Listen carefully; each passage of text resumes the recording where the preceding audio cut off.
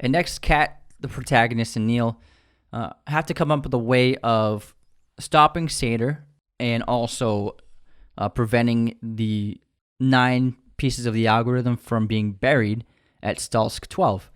And Kat determines that if Seder was going to kill himself, he would probably spend his final moments on the Vietnam vacation they went on a week previous, which seemed to be the last time he was happy. Yeah, so it's where he kind of pretended to have those original years of love for her, and where they seemed like a normal couple for a little bit. So she assumes that this is where it's going to happen. And so while she is taken to the yacht in Vietnam to meet up with Seder, protagonist and Neil meet up with Ives and the rest of their team, where they're going to carry out an attack on Stalsk 12, the abandoned town. And they have 2 different teams to carry out this mission. They have a red team and a blue team. And the blue team has been inverted and will travel through the mission in reverse. And the red team is still in normal reverted forward time, and they're going to carry out the task in forward time. And they both have 10 minutes to carry out their task. Hence TENET appears twice backwards and forwards in TENET. And the main goal, again, of this mission is to make sure that it seems like the algorithm gets buried so that the past version of Seder believes that he will be successful, and the team needs to fail at stopping the detonation of the bomb from going off while the other team removes the algorithm from inside the tunnel where the time capsule is, again, making it seem as though it's been buried. So they want the bomb to go off. And what's important with the yacht scene is that this future inverted version of Kat is meeting up with Seder, and Seder is also from the Seder from the future who inverted himself to this point in time because it's the last time he was happy, and he wants to relive this moment with her. He thinks that this Kat is the Kat from the past, when in reality it's the Kat that he shot in the future. And so he's unaware of what version of Kat this is. And Kat's whole purpose of this plan is to stall Seder for as long as possible from killing himself so that they can accomplish this mission, because, again, when he kills himself, that's the signal to the people of the future that he's completed his task of burying the algorithm, the complete algorithm, which means the entire world in this present world and the past will end and be destroyed. And this climactic battle at Stalsk 12 was absolutely epic. It's gigantic, and the action is insane, and the set pieces and the filmmaking here is just on another level. And the blend of the inverted action with the reverted action, like a building exploding in reverse and then rebuilding itself and vice versa, it's absolutely stunning display of visuals, and it's such an incredible set piece that you had never seen before. And I think some people are still a little confused about how the whole temporal pincer works in this scene specifically, because there's so much going on, there's so many actors. So remember the scene where Ives, the red team, he's briefing them on the mission, and he says this line. He says, an hour from now, the blue team will be having this briefing, because, again, the blue team is moving backwards in time. So everything that they do, they've already experienced. So this is, again, why even though the red team starts their mission, we see the blue team's helicopter coming into the mission going backwards in reverse, and there's the explosion is occurring when they're just getting there. So again, the blue team is going backwards in time during this entire mission. And now the point of this is because since the blue team went first and then they get inverted, they know what happens, and so they're able to relay their vital information to the red team, which allows them to carry out their strategy when they attack the scene. But of course, there are some things that they couldn't foresee, especially in the tunnel when Ives and protagonist run down. They don't know that there's a trip wire, which is something that Neil sees. And so Neil, in this scene, he has a very important timeline, because halfway through his inversion timeline, he reverts himself. And so technically, during this battle, there are 2 different Neil's present. He even sees a inverted version of himself after he reverts, which is how he knows what's going to happen down in the tunnel. Exactly. And so first he tries to warn Ives and protagonist about the tripwire in the tunnel. When he fails that, he goes back in a turnstile again. As Ives and protagonist make it through the tunnel, they find a dead man right before the gate, where the opposite side of the gate, there's a Russian member of Seder's crew who is getting prepared to bury the algorithm in a time capsule. And also, it's curious, who is this dead person on the floor before them? But it's important to note that it's a part of their team, and he's wearing blue. So he's wearing blue. So he's an inverted member of their squad. Exactly. And again, he's got that keychain. That orange keychain is right there. Mm-hmm. And while this is happening, Sator calls to speak with Protagonist to pretty much taunt him as he's about to finish his mission and bury the time capsule and blow up the cave. As Sator's man is about to bury the algorithm, that dead corpse suddenly begins moving around and coming back to life. And then this is happening as the henchman is about to shoot Protagonist, and this former dead man's corpse stands up and jumps in front of the bullet, where it reverts out of his skull and back into the henchman's gun.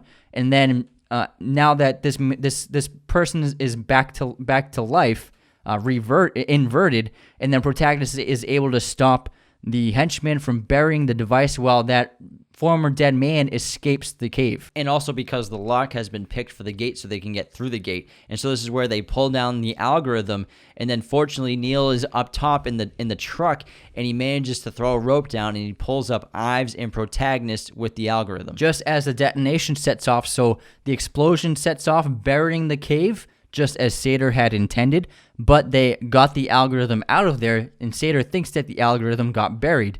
Kat kills Sator on the yacht.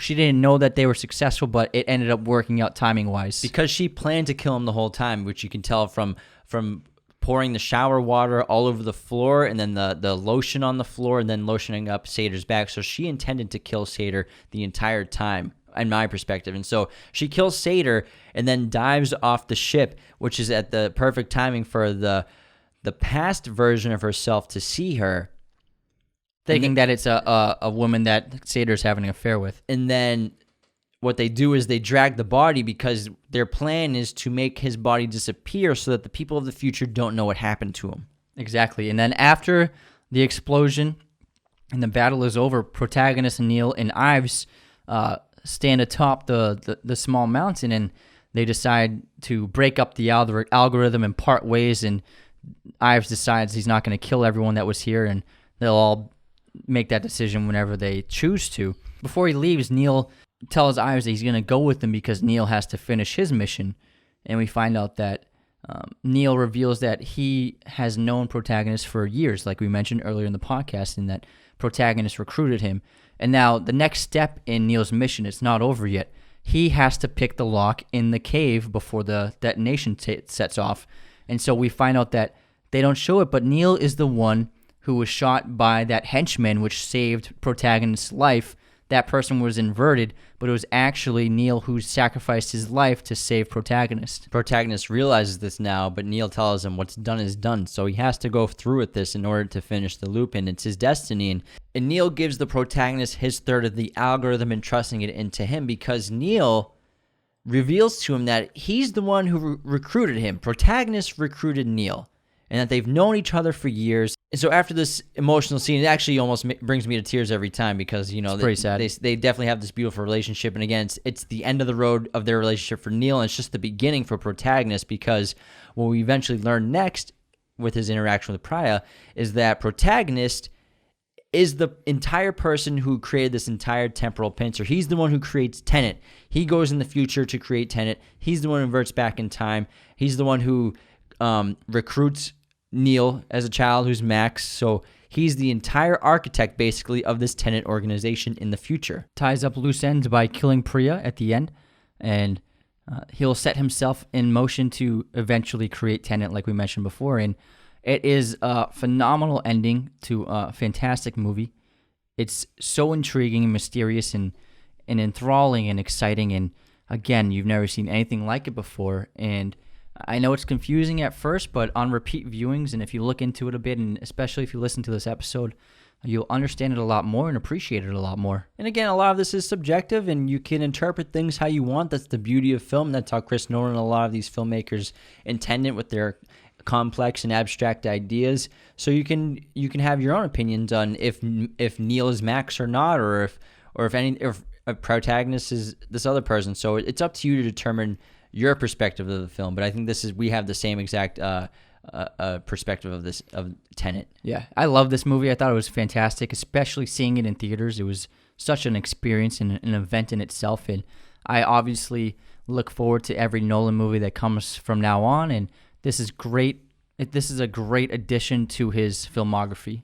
And hopefully this helped clear up the air if you were a little confused about the storyline, the concepts, the plot, the inversion, temporal pincers, and all this new terminology you've never heard before. And thank you so much for tuning into this episode number 48. It was nice talking about a recent movie. Yeah, I had a blast doing this. Episode 48 of Raiders of the Lost podcast, Tenet. Make sure to subscribe to our YouTube channel, turn on the notifications, follow us on Spotify, Apple Podcasts, Google Podcasts, wherever you listen to podcasts. Leave us a 5-star review if you can. Follow us and subscribe to us on Patreon to help support the show. This episode of Raiders of the Lost podcast is brought to you by Manscaped, the leaders in men's below-the-waist grooming. Manscaped offers precision-engineered tools for your comfort, obsesses over their technology developments to provide you the best tools for your grooming experience. Grooming is a necessary part of life. I don't care who you are. You know, you don't want to be coming out of COVID looking like Tom Hanks in Castaway, okay? So...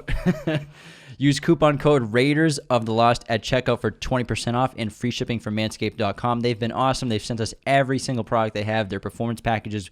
It was so cool to get those in the box. They sent us cologne, deodorizers, t-shirts, briefs. Their lawnmower buzzer is the greatest clippers I've ever used in my life. They have a flashlight. They're waterproof. You can use in the shower.